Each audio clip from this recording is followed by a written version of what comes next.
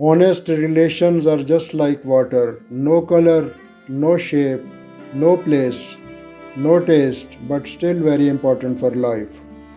Everyone is beautiful in their own way because God makes no mistakes. No one in this world is pure and perfect. If you avoid people for their mistakes, you will be alone in this world. So judge less and love more. Life taught me not to complain about others. Change yourself if you want peace, because it's easier to protect your feet with slippers than to carpet the whole world. Life and time are the world's true teachers. Life teaches us to make good use of time, while time teaches us the value of life. I may not have everything, but I am abundantly blessed. Life is nothing without a grateful heart.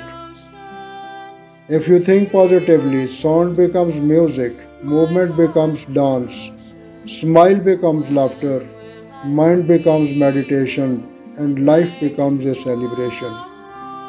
Life can be happier and stress free if we remember one simple thought. We cannot have all that we desire, but God will give us all we deserve. Relations shine by shaking hands in best moments, but they blossom by holding hands in critical moments. Avoiding certain people to protect your emotional health is not a weakness, it's a wisdom.